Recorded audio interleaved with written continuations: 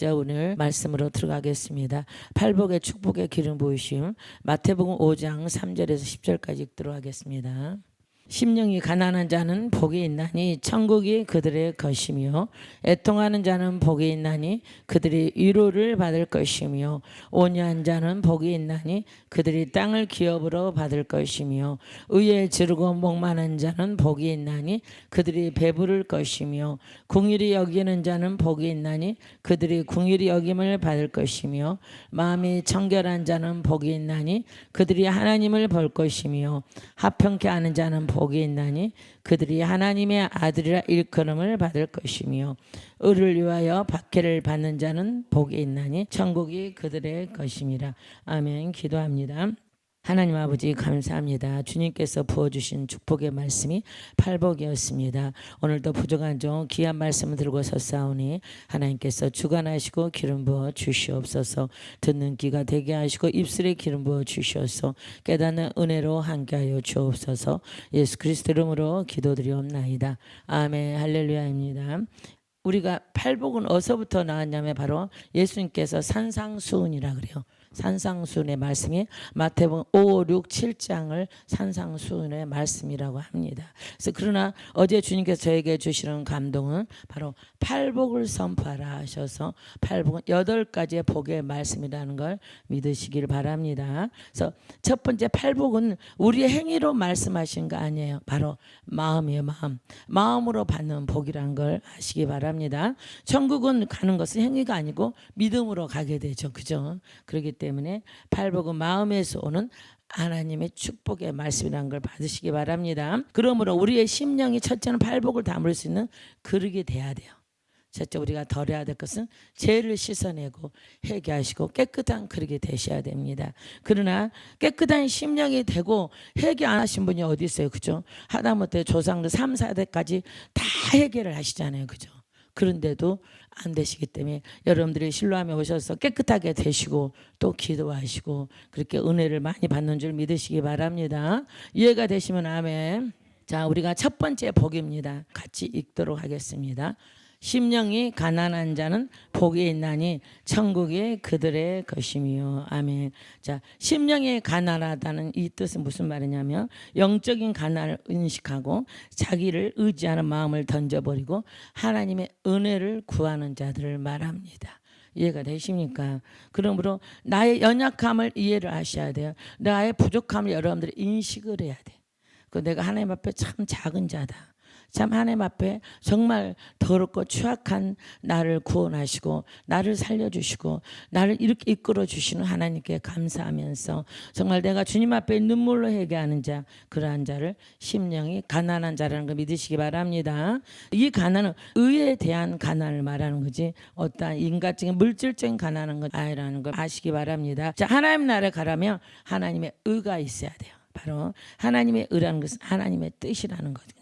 하나님 무엇을 우리에게 말하는지, 그러나 이거를 가장 정확하게 적어놓은 말씀이 있어요. 바로 세리입니다. 우리가 누가복음 18장 13절 14절 읽도록 하겠습니다. 세리는 멀리 서서 감히 눈을 들어 하늘을 쳐다보지도 못하고 다만 가슴을 치며 이르되 하나님이여 불쌍히 여기소서 나는 죄인이로소이다 하였느니라. 내가 너희에게 이르노니 이에 저 바리새인이 아니고 이 사람이 의롭다 하심을 받고 그의 집으로 내려갔느니라. 무릇 자기를 높이는 자는 낮아지고 자기를 낮추는 자는 높아지리라 하시니라. 아멘. 바로 이 세리가 어떻게 얘기를 했다고요? 멀리 서서 감히 눈을 들어 하늘도 쳐다보지도 못하고 가슴을 치면서 하나님이요 나를 불쌍히 여기소서.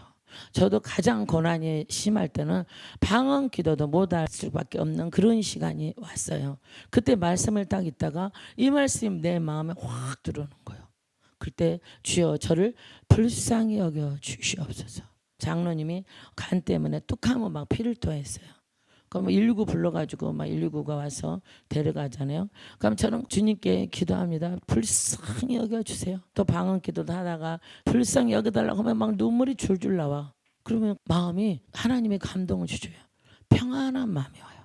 그러면 주님이 환상을 보여주셔요. 수술 받는 자리에 주님이 황금색 옷을 입고 딱 계셔. 그럼 이거는 살아난다는 거예요. 그럼 그때서부터 눈물이 싹 없어져 이제. 그러면 제가 뭐라냐, 또 살았구나 이래요. 이 불쌍히 여기서서 그 한마디로 저희 가정은 큰 은혜를 받았습니다. 여러분들도 때로는 말씀을 붙잡고 기도하실 때 어떠한 말씀을 붙잡는 따라서 바꿔집니다. 이해가 되십니까? 자, 바리새인들은 하나님께 어떻게 기도했냐면 본인들은 다 11조도 내고 모든 죄를 지지 않았다 그래요. 그러나 하나님은 그 바리새인 기도보다 세리의 기도를 받으신다는 거예요. 간절한 기도, 마음을 찢어가는 기도, 오직 주님밖에는 나에게는 아무도 없습니다. 자, 우리가 한번 말씀 보겠습니다. 누가복음 11절로 가겠습니다.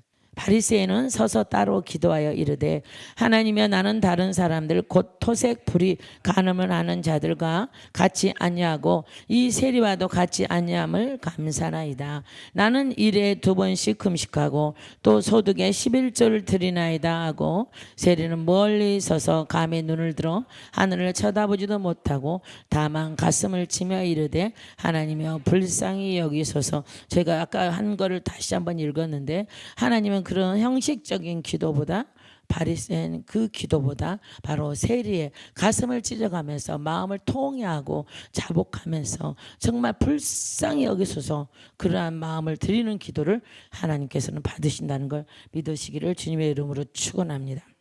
자, 예수님만이 진정으로 가난한 심령을 가진 분이라는 걸 여러분들 아십니까? 예수님은 의에 부여하신 하나님이셨고 또 중보자로서 죄인들을 대신하여 가난한 심령을 가지고 이 땅에 오셨습니다. 우리가 말씀을 찾아보겠습니다. 고린도후서 8장 9절. 우리 주 예수 그리스도의 은혜를 너희가 알거니와 부여하신 이로써 너희를 위하여 가난하게 되심은 그의 가난함으로 말미암아 너희를 부여하게 하려 하심이라. 아멘. 하나에서 심령이 가난한 자는 복이 있나니 천국이 그들의 것임이라고 말씀하고 있습니다. 여기서 원하는 것은 무엇을 말하냐면 바로 회개하는 자의 상급은 천국을 차지한다는 뜻인 것입니다. 이해가 되십니까? 바로 여러분들 기도하실 때 기도하는 모습, 기도하는 마음이 세리처럼 나를 불쌍히 여기서 기도하는 그런 여러분 되시기를 주님의 이름으로 축원합니다. 두 번째 말씀 나가겠습니다. 애통하는 자는 복이 있나니 그들이 위로를 받을 것이며. 발복에서 두 번째 말씀입니다. 애통하는 자는 복이 있나니 그들이 위로를 받을 것이며, 이렇게 말씀합니다. 자, 애통이란 무슨 말이냐면 슬픔으로 느끼는 마음의 고통을 말하는 것입니다. 때로는 우리가 살면서 애통하는 그런 시간이 있을까요, 없을까요? 그런 시간이 많아요. 정말 많습니다. 그럴 적마다 하나님께서 위로하시고 인도하시는 걸 많이 봤습니다. 저로 예를 들자면 저희 딸이 둘째 아기를 한 6개월인가 7개월 때 유산을 했어요. 근데 애가 외국에 살기 때문에 제가 갈 수가 없는 상황이었어요. 전화가 온 거예요. 우리 사위한테 유산해가지고 지금 혈압이 계속 떨어져서 지금 10 이하로 떨어져서 더 떨어지면 이제 지금 큰일 나게 생겼다면서 막 울면서 저희 사위가 전화가 온 거예요. 그래서 제가 알았어, 갈 수도 없고 내가 기도할게. 하나님께서는 반드시 무슨 일이 없게 할 거야. 저는 막 안방에서 얼마나 가슴을 쳐가면서 제발 좀 살려달라고 막 한 2시간을 기도를 했나 봐요. 그런데 2시간 끝나니까 주님이 저에게 감동을 주는 거예요. 이제 너의 딸은 살았다. 이제 얼마 멀지 않은 시간에 예쁜 딸아이를 내가 주리라 이러시는 거예요. 그러고 나서 이제 저희 딸한테 전화하니까 사위가 받으면서 수술이 잘 끝나가지고 이제 안정을 찾고 혈압이 다시 올라갔다 그래요. 그때 얼마나 진짜 애통하는 기도가 어떠한 거라는 걸 제가 실제 체험을 해버렸어요. 그래가지고 남편은 어떻게 해도 막 죽으면 천국까지 이런 마음이 있었는데, 딸은 내 앞에서 또 가까이도 아니고 외국에 사는 애를 갖다가 그렇게 간다니까 막 진짜 어떻게, 정말 간절히 하나님 살려달라고 통곡을 하면 울었거든요. 근데 하나님께서 살려주셨어. 그래서 그대로 2년인가 있다가 저희 이제 손녀딸이 나왔거든요. 그래서 하나님께 약속을 지키시더라고. 그래서 지금은 아주 잘 삽니다. 그래서 제가 하나님께서 애통이란 무엇인가를 그때 저를 깨닫게 하셔서 그때처럼 울고불고 기도했던 적이 없어요. 정말 살려달라고. 모든 하나님이 그 애통의 시간에 기도를 했더니 하나하나 이렇게 익어가고 정말 열매가 나타나는 그런 역사를 펼쳤습니다. 자, 두 번째는 자, 마귀의 포로가 되어 멸망으로 끌려가는 것을 주님께서 애통히 여기시고 주님께서 친히 우리의 대속 제물이 되셔서 우리 모두를 구원하셨습니다. 여러분들 그 사실은 다 아시잖아요. 마태복음 1장 21절 보겠습니다. 아들을 낳으리니 이름을 예수라 하라. 이는 그가 자기 백성을 그들의 죄에서 구원할 자이심이라 하니라. 아멘. 자기 백성을 구원하실 이름입니다. 자, 마태복음 20장 28절 볼게요. 인자가 온 것은 섬김을 받으람이 아니라 도리어 섬기려 하고 자기 목숨을 많은 사람의 대속물로 주려 함이니라. 아멘. 자, 세 번째입니다. 예수께서는 어린 양 혼인 잔치 때 구원받은 자녀들로부터 영광과 위로를 받으십니다. 요한계시록 19장 7에서 8절 보겠습니다. 우리가 즐거워하고 크게 기뻐하며 그에게 영광을 돌리세. 어린 양의 혼인 기약이 이르렀고 그의 아내가 자신을 준비하였으므로 그에게 빛나고 깨끗한 세마포옷을 입도록 허락하셨으니 이 세마포옷은 성도들의 옳은 행실로다 하더라. 아멘. 자, 네 번째입니다. 성도는 우리를 구원하시려고 손과 발에 못 박힌 십자가의 주님을 바라보며 애통하며 죄를 회개하며 복음을 전해야 된다는 걸 믿어지십니까? 자, 고린도전서 1장 18절 보겠습니다. 십자가의 도가 멸망하는 자들에게는 미련한 것이요 구원을 받는 우리에게는 하나님의 능력이라. 아멘. 두 번째 축복이 애통하는 자의 복이 어떤 복이냐, 바로 애통하는 자의 복은 그 상급은 위로를 받는 거예요. 누가 위로를 할까요? 주님께서 우리를 위로하십니다. 이해가 되시면 아멘. 자, 그래서 저는 애통하는 자의 그 기도가 무엇인지 실제 체험하게 하셨어요. 그래서 제가 하나만 저희 딸에게만 했는데 오랜 시간 살면서 얼마나 많은 굽이굽이 고난이 있지 않겠어요, 그죠? 그럴 적마다 누구보다도 많은 눈물을 많이 흘리게 했어요. 정말 에레미야 선지자처럼 제가 눈물의 기도를 저만큼 많이 한 사람이 있을까? 진짜 기도만, 지금도 그래요. 지금도 집중 기도만 들어가면 한 10분 지나가면 눈물이 줄줄 그냥 흐르는 게 아니에요. 그냥 완전히 수도꼭지 튼 것처럼 이렇게 흘러가요. 바로 거기서 하나님의 음성이 들리고 응답도 들리고 주님의 인도하심을 제가 찾고 있거든요. 애통하는 기도에는 주님 만날 길이 없더라고요. 오직 눈물의 골짜기를 거닐 때 주님이 여러분과 함께 하시고 저와 함께 한다는 사실을 실질적으로 저는 알고 있습니다. 자, 우리가 세 번째 복입니다. 온유한 자는 복이 있나니 그들이 땅을 기업으로 받을 것이며. 자, 여기서 말하는 온유란 건 뭐냐면 바로 하나님 앞에 말씀에 순종하는 자를 말합니다. 뭐 부드럽고 착각, 그걸 인간적 육적인 걸 보시면 안 돼요. 오직 하나님의 말씀에 순종하고 하나님과 함께 동행하는 삶, 정말 기도하는 삶, 말씀에 의해서 나가는 자를 온유하다고 봅니다. 자, 목이 곧지 않다는 건 뭐냐면 기도하지 않으면 절대 안 됩니다. 자, 온유는 교만하지 않고 목이 곧지 않다 그랬어요. 출애굽기 33장 보겠습니다. 3절에서 5절까지. 너희를 젖과 꿀이 흐르는 땅에 이르게 하려니와 나는 너희와 함께 올라가지 아니하리니 너희는 목이 곧은 백성인즉 내가 길에서 너희를 진멸할까 염려함이라 하시니 백성이 이 준엄한 말씀을 듣고 슬퍼하여 한 사람도 자기의 몸을 단장하지 아니하니 여호와께서 모세에게 이르시기를 이스라엘 자손에게 이르라 너희는 목이 곧은 백성인즉 내가 한순간이라 너희 가운데 이르면 너희를 진멸하니 너희는 장신구를 떼어내라. 그리하면 내가 너에게 어떻게 할 것인지 정하겠노라 하셨습니다. 아멘. 여기에 답이 나와 있잖아요. 목이 곧다. 기도하지 않고 하나님 뜻을 묻지 않고 임의로 행동하는 걸 말하는 거예요. 반드시 목이 곧은 백성이 되면 절대 안 된다는 사실을 믿으시기를 주님의 이름으로 축원합니다. 자, 하나님께서는 온전히 말씀에 순종하는 자를 찾고 있습니다. 말씀을 붙잡고 말씀대로 살아가는 자를 하나님 찾으시잖아요. 그렇죠? 절대로 신비주의로 또 예언을 사람의 예언을 통해서 하나님의 뜻에 쫓아가지 마시기 바랍니다. 이 시대는 큰일 나요. 그렇게 되면 분명히 하나님의 찾는 주의 종은 물론 주의 종의 입에서도 예언이 나온다 하지만 직접 본인을 찾으십니다. 기도하면 하나님께서 강력한 부르심이 있잖아요. 부르셔요. 너는 내 종이라. 근데 부르심이 없는 때는 그냥 가만히 성도로 그냥 집사님으로 일하시면 돼요. 주일 하시면 돼. 사람 말 듣고 지나가고 어떻게 길을 몰라서 방황하고 헤매시는 분들이 상당히 많더라고요. 하나님 정말 강력한 콜링이 있기 전에는 움직이시면 안 된다는 걸 저도 많이 배웠습니다. 그러므로 인해서 하나님께서 모세는 바로 온유하다 그랬어요. 우리가 민수기 12장 3절 보겠습니다. 이 사람 모세는 온유함이 지면의 모든 사람보다 더하더라. 모세가 저는 이해가 돼요. 60만 대군을 끌고 다니려면 누구보다 하나님의 음성을 들었어야 돼. 혼자 임의를 할 수가 없어. 그러니까 모세가 누구보다도 온유함이 온 지면의 모든 사람보다 더하다는 뜻이 그런 뜻 아닌가 싶습니다. 저도 실로암 교회 기도 영성 치유센터를 운영하다 보니 더 하나님을 의지하고 하나님 앞에 기도하고 하나님의 뜻 가운데 살려고 노력하는 여러분들 보이시죠? 저 임의로 행동 절대로 안 합니다. 우리 모두가 모세처럼, 모세가 예수 그리스도의 바로 그림자잖아요.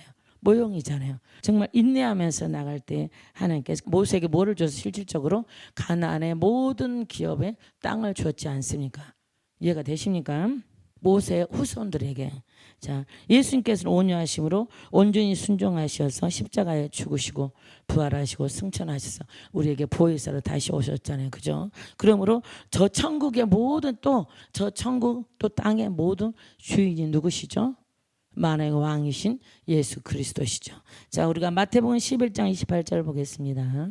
수고하고 무거운 짐진 자들아 다 내게로 오라. 내가 너희를 쉬게 하리라. 나는 마음이 온유하고 겸손하니 나의 멍에를 메고 내게 배우라. 그러하면 너희 마음이 쉼을 얻으리니 이는 내 멍에는 쉽고 내 짐은 가벼움이라. 아멘.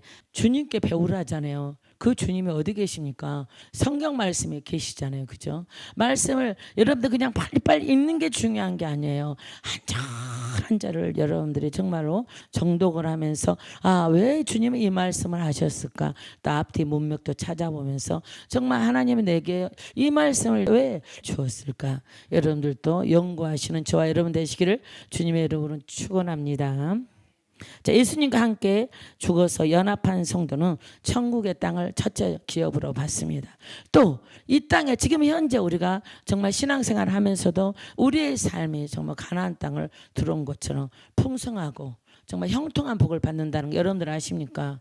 제가 어느 날 기도하다가 죽어서 내가 천국 가서 행복하기보다 이 땅에서 내가 가나안 땅의 축복을 받아야 되겠다 싶어서 제가 열심히 기도하고 말씀에 막 눈이 빠지게 말씀을 읽고 하나하나 봤거든요. 그리고 연구하고 이 땅의 삶을 얼마든지 하나님 축복하시다는 거 알았습니다. 우리가 이제 예수님과 함께 죽어 연합한 성도의 말씀이 있습니다. 근데 실질적으로 무슨 사건이 나면 예수님이 없어져 버린 분이 참 많더라고요. 갈라디아서 2장 20절 보겠습니다. 내가 그리스도와 함께 십자가에 못 박혔나니 그런즉 이제는 내가 사는 것이 아니요 오직 내 안에 그리스도께서 사시는 것이라.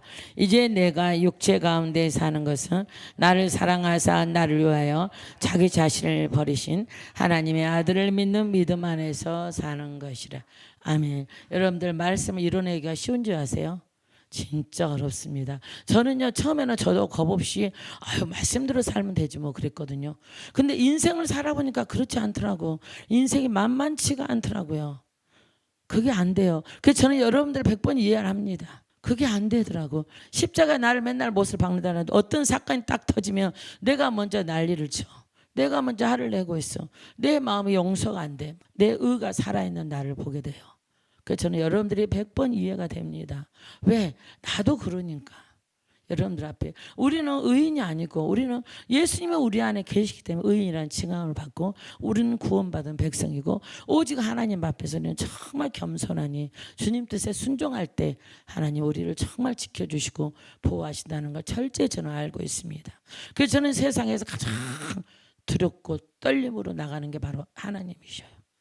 늦게까지 끝나도 저는 한마디도 제가 불평하지 않잖아요.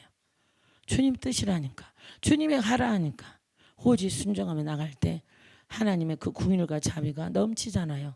그 외로 부어주신 은혜가 많잖아요. 그거 하나로 만족하며 나가고 있습니다. 자, 우리가 시편 37편 11절을 보겠습니다. 그러나 온유한 자들은 땅을 차지하며 풍성한 화평으로 즐거워하리로다. 아멘. 바로 이렇게 온유한 자는 땅을 차지합니다. 저 하늘의 천국의 땅만 차지하는 게 아니라 지금 이 땅에 살아가는 삶이 형통해 복이 많다는 사실을 믿어지십니까? 그리고 바로 이 온유로 말씀에 순종하는 자에게는 하나님께서 다 풀어주십니다. 어떤 것도 막힌 담이 없습니다. 기도만 하면 모든 권세가 우리의 것이 된다는 걸 믿으시기를 주님의 이름으로 축복하며 나갑니다. 자, 네 번째 복입니다. 자, 다시 한번 우리가 찾아보도록 하겠습니다. 6절, 의에 줄이고 목마른 자는 복이 있나니 그들이 배부를 것이며. 아멘. 자, 주님의 뜻을 사모하는 자의 축복을 말씀하고 있습니다. 첫 번째, 주님 뜻이 무엇이냐? 그 주님 뜻이 무엇인가를 먼저 우리가 알아야 돼요. 그래서 말씀으로 준비했습니다. 마태복음 6장 33절, 그런즉 너희는 먼저 그의 나라와 그 의를 구하라. 그러면 이 모든 것을 너희에게 더하시리라. 아멘. 먼저 그의 나라, 그의 하나님의 나라, 하나님의 뜻이 먼저라는 걸 믿어지십니까? 무엇이든지 하나님이 먼저여야 돼요. 무슨 일을 행함에 있어서 하나님의 뜻이 이것이 맞을까? 인간적 계산은 이 답이 안 나와. 그러나 하나님은 그렇게 하라면 해야죠. 그러면 순종하면 그 다음에 시간이 좀 지나면 다 이렇게 펼쳐져요. 하나님, 이렇게 해서 이러한 일을 하셨구나. 그 앞에 다 맞아져요. 그럴 때가 저는 진짜 많습니다. 이 신라함을 운영하다 보니까 오직 저는 주님 뜻에 순종하다 보면 그때는 잘 몰라. 근데 시간이 지나면 그 뜻을 알 것 같아. 이래서 주님이 이래 했구나. 이래서 이렇게 했구나 하면서 주님 감사합니다. 기도 중에 주님이 너 이렇게 하라 했는데 제가 순종을 안 해. 저는요 바로 다른 기도가 나가지가 않아요. 그래도 제가 막 우겨. 주님 저는 어떻게 할 줄 알지만 이것만은 패해 주세요. 그리고 제가 이제 우기잖아요. 그럼 그 다음에 또 오는 거는 몽둥이가 와요. 제가 꼼짝 못해. 어떻게 온 머리부터 발끝까지 누가 나를 두드려 패는 것 같아. 숨이 안 쉬어져. 그럼 제가 주님 순종하겠습니다. 주님 뜻대로 하겠습니다. 그리고 제가 탁 올려버리면 그 순간에 싹 풀어져요. 그러면서 주님 뜻대로 순종해서 일을 하면 어쩌면 그렇게 잘 풀리는지. 그럼 제가 또다시 거기서 이제 회개 기도하거든요. 제가 주님 빨리 순종하지 못한 걸 용서해 주세요. 그러면 뭔가 마음에 참 평강이 오고 편안해지는 걸 저는 엄청 많이 경험해요. 그렇기 때문에 저는 가장 주님을 두려워하고 무서워합니다. 두 번째, 그의 의를 구하고 찾고 두드리는 자가 목마른 자에게 큰 복이 옵니다. 마태복음 7장 7에서 8절 볼게요. 구하라 그리하면 너희에게 주실 것이요 찾으라 그리하면 찾아낼 것이요 문을 두드리라 그리하면 너희에게 열릴 것이니 구하는 이마다 받을 것이요 찾는 이는 찾아낼 것이요 두드리는 이에게는 열릴 것이니라. 아멘. 이거는 기도하라는 거예요. 여러분들이 기도는 주실 때까지 하는 거예요. 끊기지 마시고 계속 주님이 이렇게 해 주실 줄 믿습니다. 믿음으로 선포하고 나갈 때 하나님께서 많은 길을 여신다는 거 믿으시기를 주님의 이름으로 축원합니다. 자, 세 번째, 영원히 목마르지 않는 생수를 주십니다. 주님께서. 요한복음 6장 35절 보겠습니다. 예수께서 이르시되 나는 생명의 떡이니 내게 오는 자는 결코 줄이지 아니할 터이요 나를 믿는 자는 영원히 목마르지 아니하리라. 바로 그들이 배부를 것이요. 이 뜻은 성령 충만함을 말합니다. 요한복음 7장 37절 보겠습니다. 명절 끝날 곧 큰 날에 예수께서 서서 외쳐 이르시되 누구든지 목마르거든 내게로 와서 마시라. 나를 믿는 자는 성경의 이름과 같이 그 배에서 생수의 강이 흘러나오리라 하시니 이는 그를 믿는 자들이 받을 성령을 가리켜 말씀하신 것이라. 아멘. 자, 의에 주르고 목마른 자 바로 기도하라는 것입니다. 여러분들 어떤 사건이든 매일매일 기도는 쉬지 말고 기도하셔야 돼요. 아침에 눈을 떠도 하나님께 기도하고 낮에도 식사하면서도 기도하고 또 시간이 되면 될수록 또 기도하고 또 오고 가는 차 안이 기도실이 돼야 돼요. 찬양도 듣고 아니면 또는 설교도 듣고 오직 하나님께 기도할 때 하나님이 역사하시더라고요. 바로 우리의 상급은 의에 주르고 목마른 자의 복은 배부르다. 바로 성령 충만함이 여러분들 임한다는 거 사실을 믿으시기를 바랍니다. 이해가 되시면 아멘. 나머지는 내일 하도록 하겠습니다. 기도하겠습니다. 사랑의 아버지 하나님 감사합니다. 오늘서부터 팔복의 축복의 기름 부으심으로 말씀을 나눴습니다. 오늘은 네 가지의 복만 말씀을 드렸습니다. 내일 마무리로 할 줄 믿습니다. 감사 영광 올려드립니다. 모든 분들이 팔복을 받고 하나님의 뜻 가운데 살아가는 모든 분들이 되시기를 주님의 이름 이름으로 축원하며 기도드립니다. 예수 그리스도 이름으로 기도합니다. 아멘. 할렐루야. 축도로 마치겠습니다. 이제는 우리 주 예수 그리스도의 은혜와 하나님 아버지의 크신 사랑과 성령님의 감화 감동 교통하심이 이 자리에 모인 모든 하나님의 자녀들과 그 가정과 삶이 지금부터 영원토록 함께 있을지어다. 아멘.